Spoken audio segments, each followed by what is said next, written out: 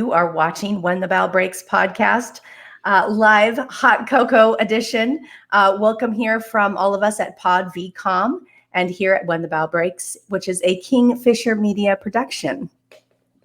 I'm AC Fisher, and all of us here at Kingfisher Media would like to express our sincere gratitude to our listeners and everyone who follows us on social media. We have a lot of surprises for you coming up in the next year, so please stay tuned. Yeah, and remember to like and follow us on all of our media platforms.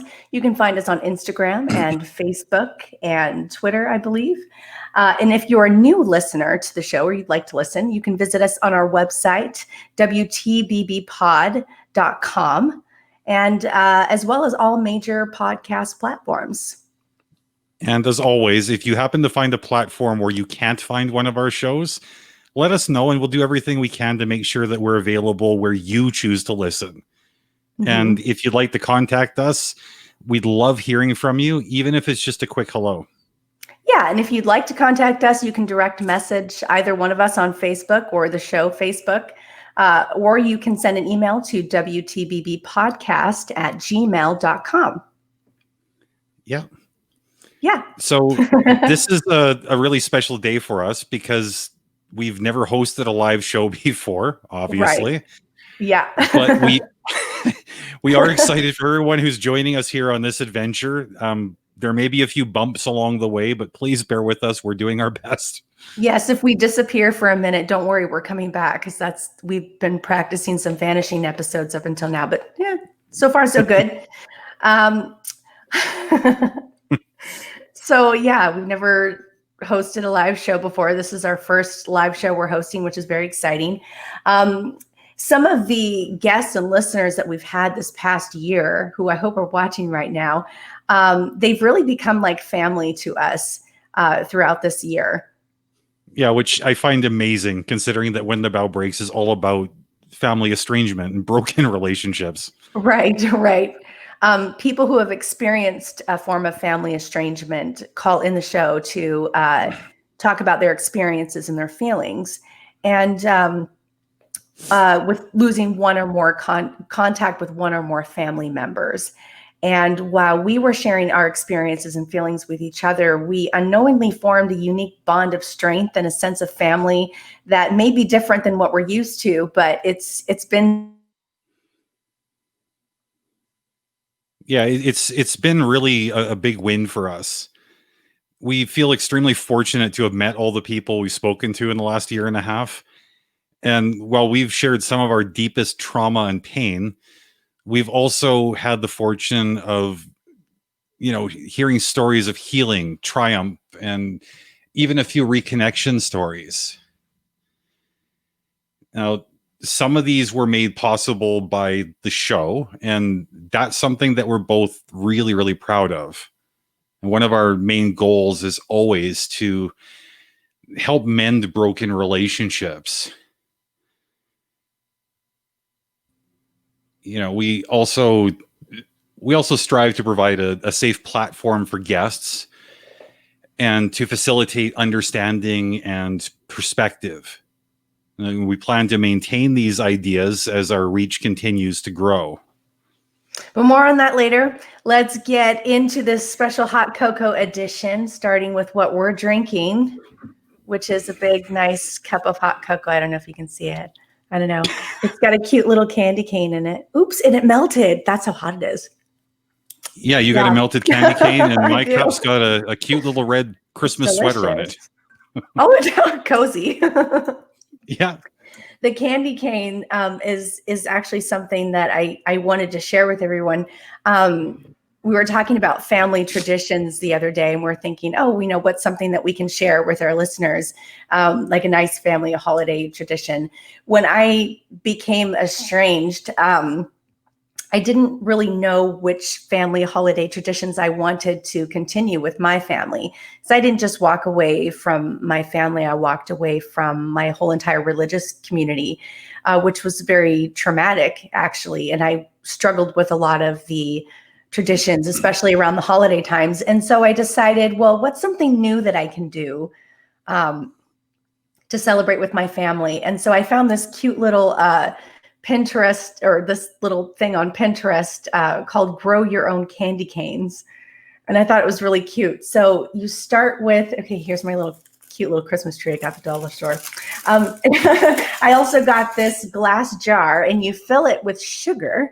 Right now it's got little pine cones in it, which I thought were cute too. But you fill it with sugar, and you plant some candy cane seeds, which you could get like Tic Tacs or like, peppermint patties or something like that. And you plant them in the sugar, and then Santa comes and spreads his magic. And then in the morning, so Santa comes, and in the morning you have candy canes. It's a really fun, geeky holiday tradition, but my kids, even though they're older now, they love it. And it was just one of those things that kind of helped me cope, helped give me new traditions, new memories to make with my family, even though the structure had changed, and which was kind of scary, even a little bit. But anyway, it's really fun. So I just wanted to share it all with you. So if you want to learn how to grow your own candy canes, you can check out my Pinterest, which is under Alexis Lynn. And I pinned something there that you can find that's called Grow Your Own Candy Cane. So visit me on Pinterest, y'all. Do you have any fun little holiday traditions that you want to share with everyone, AC? Yeah, actually, I think it's kind of interesting that you developed a new tradition for your family to sort of help cope with the loss of, your people. Mm-hmm. I kind of cope with the loss of my people in a different way, and that was through, embracing a tradition that, my parents had started when I was, 13 years old or so. And, I did a whole episode talking about that story on Turn Up the AC. Mm-hmm. So anybody who wants to hear all the details can check it out there. It's a great episode. The short, yeah. But the short version is we didn't have a Christmas tree. We didn't have anything to hang on a tree, even if we did have one. So my parents improvised. My dad just cut a branch off a tree in the yard and stuck that in the pot in the living room. And we made decorations by wrapping up matchboxes with festive wrapping paper and hanging those on the tree. I don't know if you can sort of see this, but I made one for everybody to see. It's just like a little tiny gift, and you just hang that with a paper clip or a little piece of string on the tree, and yeah, that's sort of my deal. Yeah, so everyone, I'm going to plug that too. Yeah, it's called Turn Up the AC. What do you remember the name of the episode? Because it's really good. My kids request to hear it, as one of their Christmas stories that they like to listen to this time of year. So it's been nice. Yeah, I've done so many episodes, I've lost track of all the titles, but I think it was called Christmas Gifts. Yes, I think it is called Christmas Gifts, something really obvious like that. But it's a great episode. Turn Up the AC. You should definitely check it out.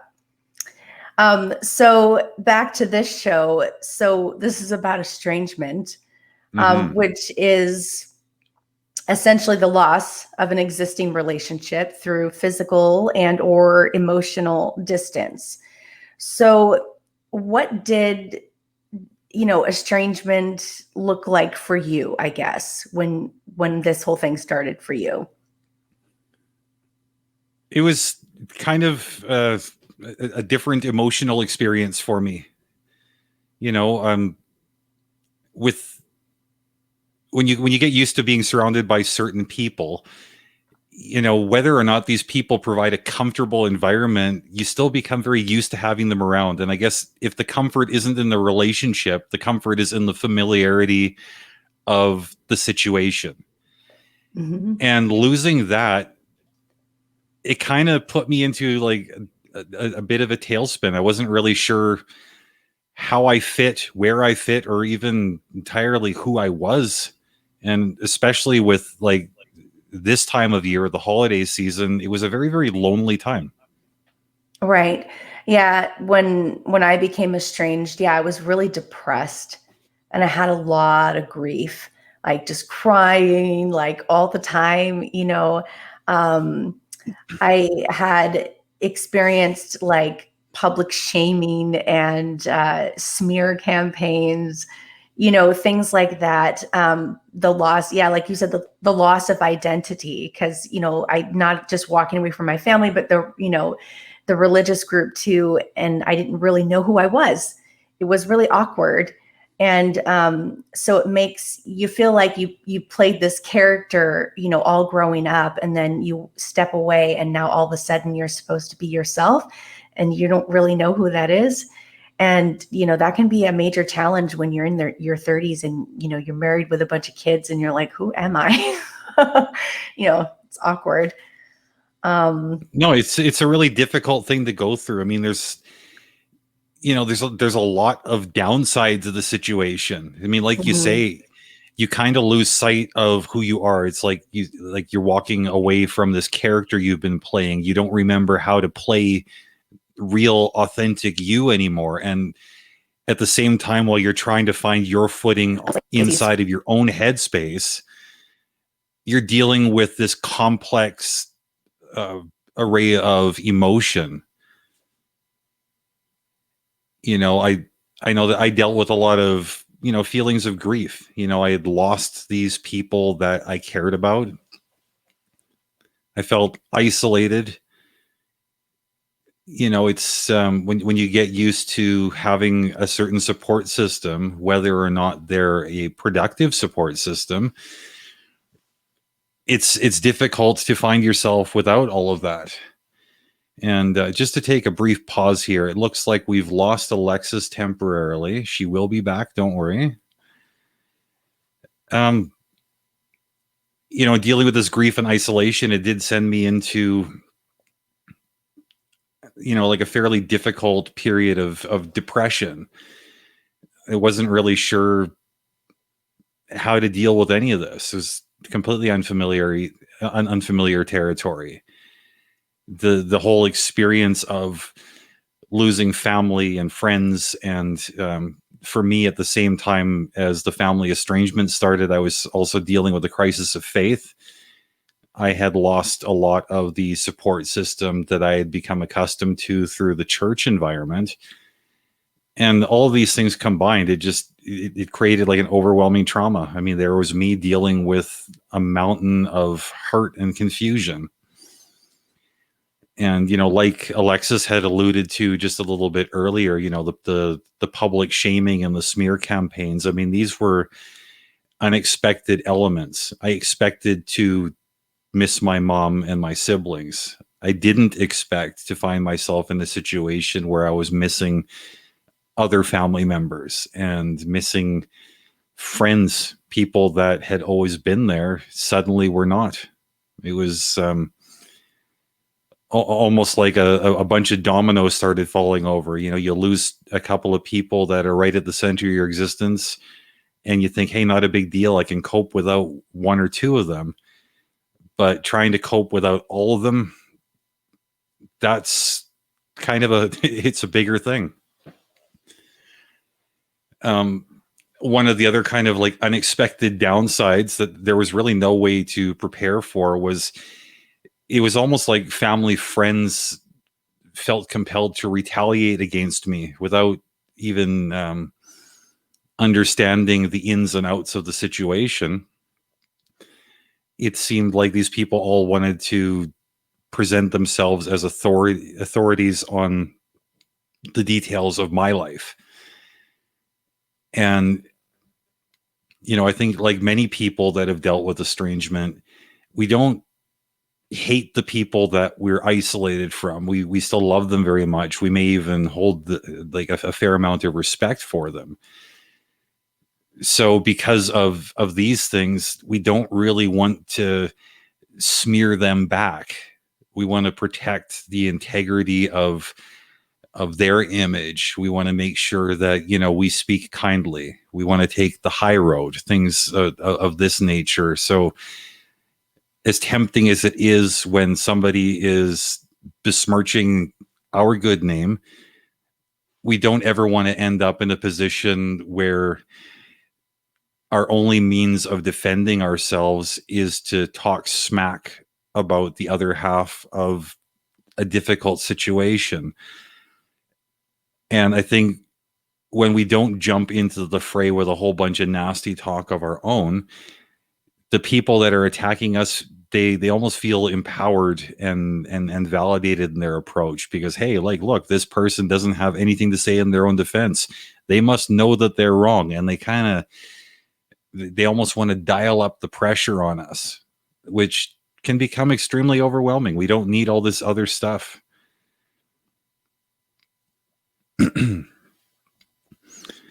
Okay, it looks like we've got Alexis back here. So Hey, what you missed while you were lost down the black hole of loss of internet connection, I just sort of finished up going through everything associated with the cons of finding oneself estranged. right. So yeah, so there's a lot of cons. Sounds pretty depressing. So why did we want to make a show about this, considering all of those things? Yeah, like I mean, this is actually like a really, really common question. People are like, wow, this is really, really heavy subject material. Why do you guys want a podcast about it? That does not sound fun. it doesn't sound fun. It It's can be weird. Like, it sometimes, doesn't, rarely, but yeah. yeah, it doesn't sound fun, but the relationships we make, the conversations we have, I mean, it's amazing how much laughter and good times you can have when you're unpacking really ugly situations with complete strangers. Right. And I didn't want And it just to be a show where people just called in and just, cried about their trauma. It's like that's definitely part of it. But I wanted the show to be a resource. There weren't that many podcasts out there. Not that I could have, I couldn't find any podcasts about estrangement at all. And I thought, well, maybe that's just something I could do, and I was like, oh, well, if it takes off, if we work hard at it, it can be a resource. And that's really, why I decided to go ahead and do it. So it'll be like 2 years on December 31st when I first started working on the podcast. So that's pretty exciting. So 2 years, happy anniversary, WTBB. no, and like I think it's a great resource. I mean, that's how I became involved with the show. I was the first guest on the first episode. And I sort of have stuck around ever since. Yeah. I mean, for me, I was finding it difficult coping with a difficult family situation, and without like having a real support system, and finding somebody to talk to who had experienced a similar thing through the show really was a huge part of my healing process. Yeah. And with that, we found, going through this process and talking with other people about this, we found that there is also a lot of pros. There can be pros to estrangement. When I became estranged, after I got through my grief and, the bulk of my depression, I gained more independence. Being raised in a very religious family, there's a lot of rules, there's a lot of ways of thinking that you're kind of stuck in. And so, it takes time to kind of separate from that and just develop your own sort of free thinking. And with that, I found I started to get more of like a healthier, developed sense of self, I guess. And with that came more peace and functionality in my life, which is something I didn't have before. Did you notice any, pros of your estrangement when you were going through that, AC? Yeah, it was a lot of what you're talking about. Like for me, I had always found, like, in a way, a couple of key family members were really in the way of my ability to develop, improve, or even express myself, because every time I wanted to implement a change on a personal level, it felt like there was a whole bunch of people there lining up to remind me of who I really was. Right. And they were so stuck on where I was coming from that they didn't really care to give me room to go where I was going. So, I mean, yeah, you lose the support system, you lose the familiar, but you do gain the freedom to move and to just explore yourself, figure out who you are inside the privacy of your own head. Like, that's a big thing. Yeah. And I felt calmer after that when I went through that whole process, like the grief and all that stuff that came out after that.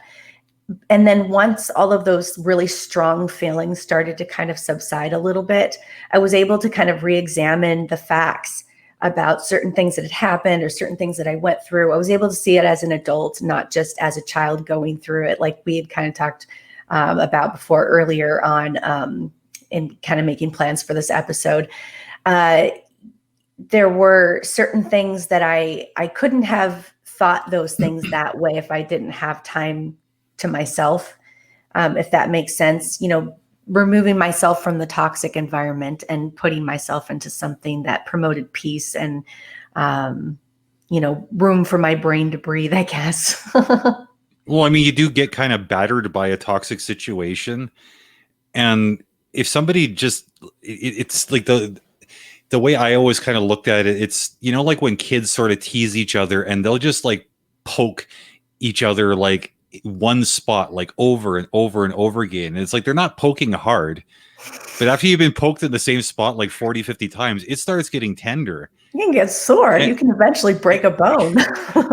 And the thing is, like, all you want is I'm okay with you poking me, but can you poke me from a different angle for a little while? But family, they don't really like to do that. They're just so used to hitting that one spot over and over again. Like, even if you haven't gone and fixed the bruise or like the pain hasn't gone away, at least the pain's not getting worse. Like, that was a serious upside. Like taking my leave, getting a bit of space.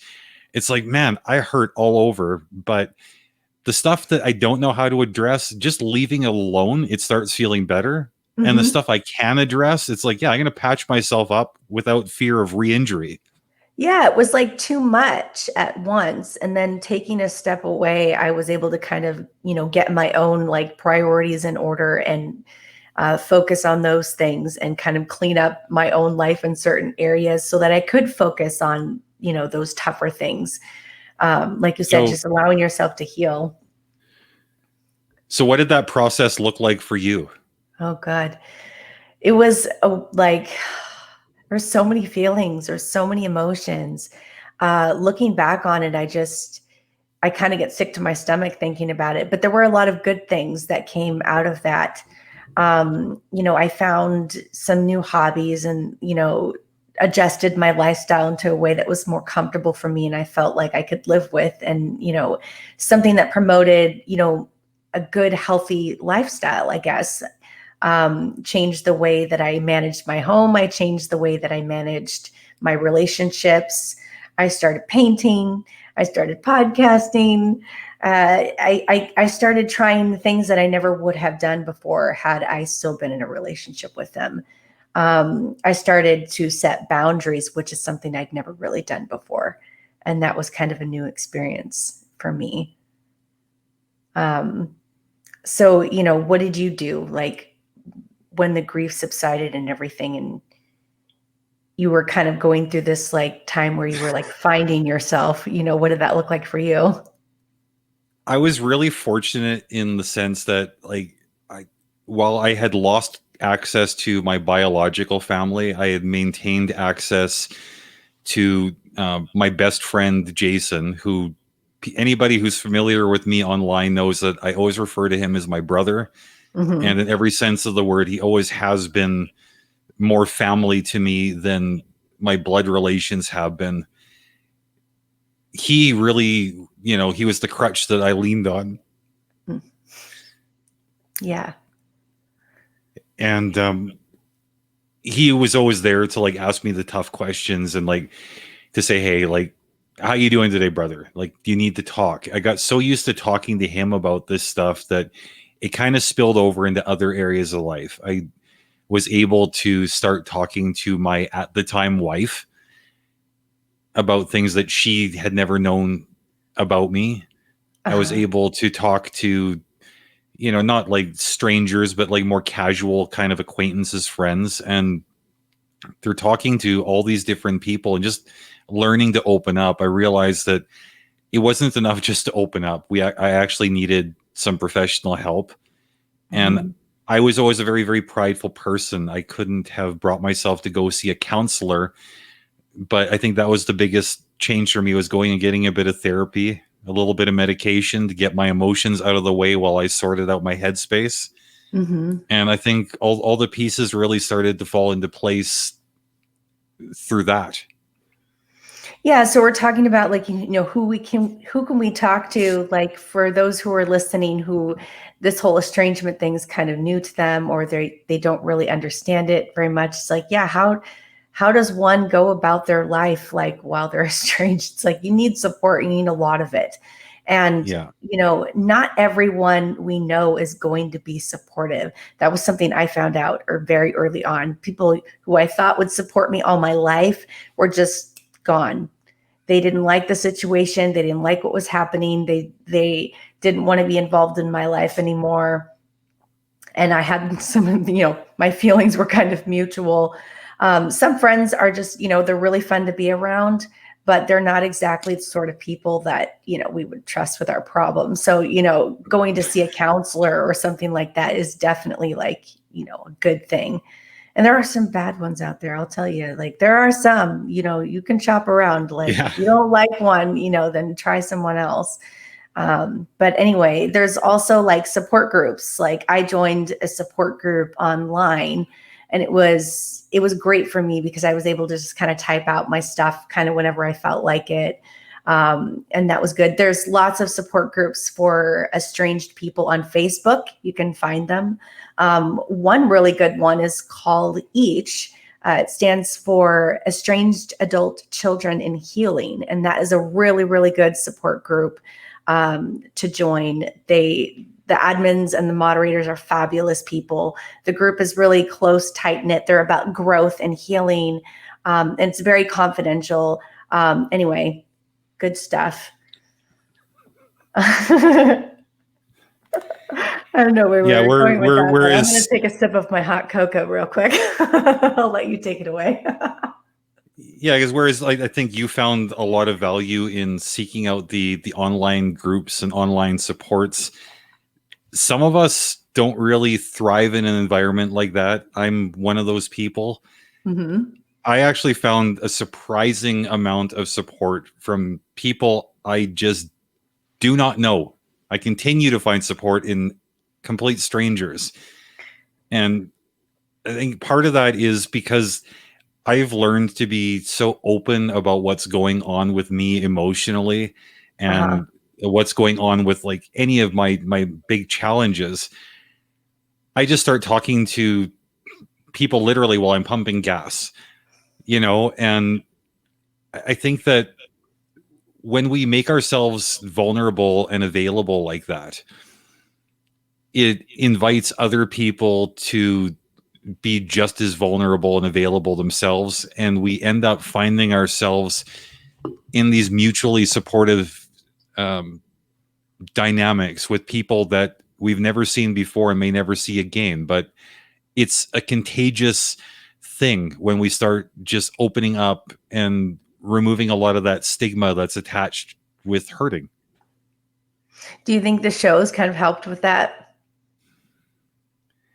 I'd like to think that it's helped our listeners and our guests. I mean, having been a guest and now also being a host, I've seen both ends of it. Listeners. Yeah, we get things from our listeners like all the time, like emails and people thanking us to do the show sometimes, which is really neat.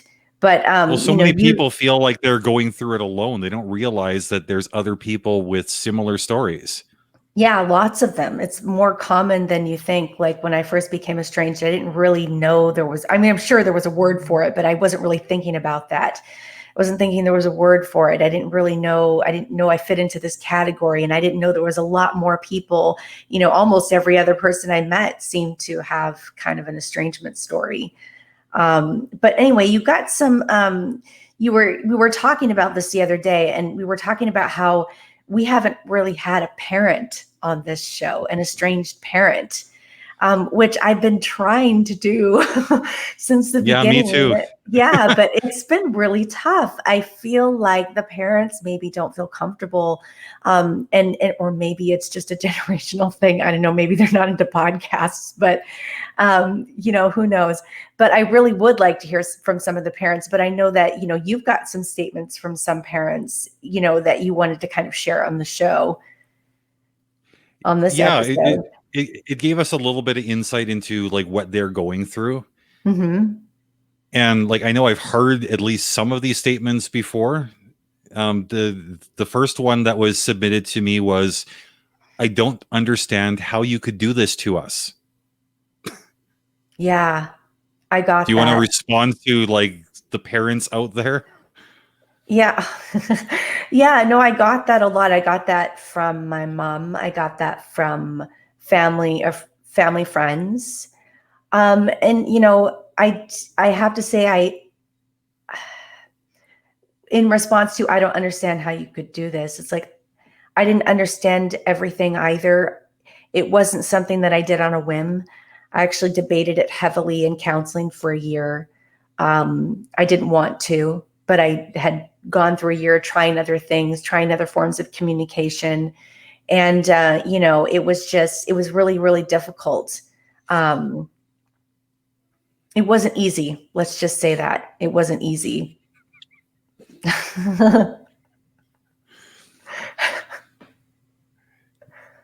Yeah, I think we're probably going to end up covering some of these statements in like a future episode. Yeah. One of the challenges of doing our first live stream is we weren't really sure exactly how much time it was going to take to cover everything, and Yeah, we've had some we're tough getting technical difficulties too, so we don't know where we're at on the timeline, really. we're really running out the clock here. It looks like we've got about 10 minutes left, so we may Okay. gloss past some of these things a little bit more quickly than we had planned to. Mhm. But I think it's like important stuff to cover, and we definitely will address it in more detail in the near future. Yes, we will. So that being said, we'll just jump into like the next statement that I received from a parent. "You've blown this way out of proportion." Like I know I've heard this one a lot. You probably have too. Do you want to Yeah. speak to that? It's tough. It's like we're sitting here giggling about it, but I mean, it's so tough. It's like it's hard. It felt like, again, it's something that we felt like we had to do, in order to kind of maintain our own mental health and sanity. And that I struggled with that.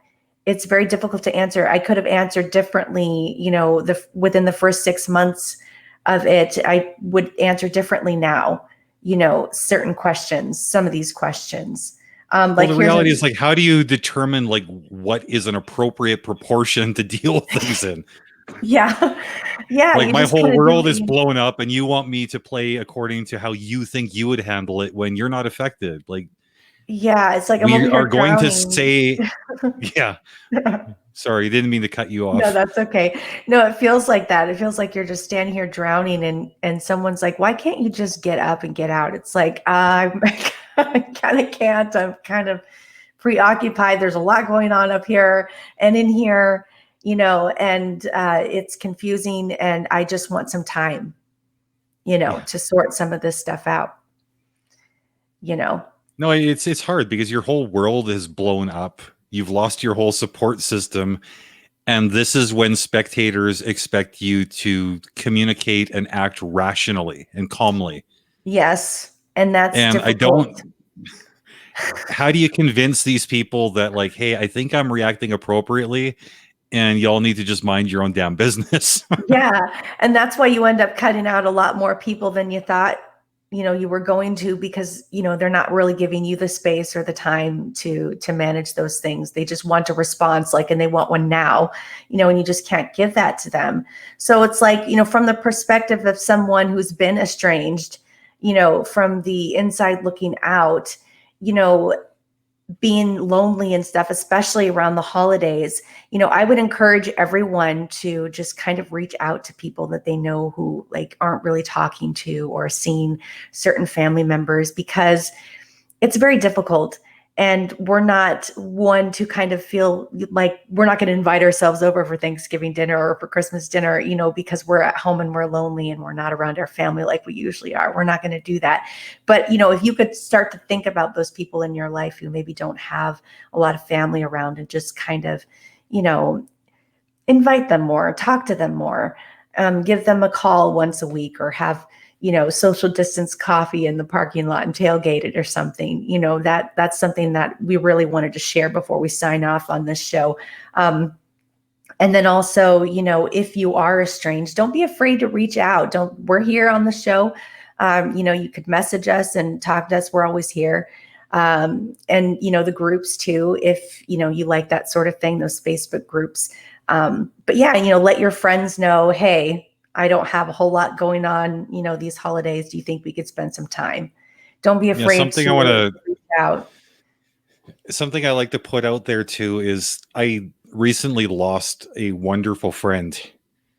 He took his own life for, he had his own reasons, I suppose. But I don't think anybody should ever find themselves in a position where they're that alone. If you feel like you don't have any other friends, you don't know who to talk to, I'm willing to put my money where my mouth is. Send me a message, send me a friend request. I don't want to lose any of you.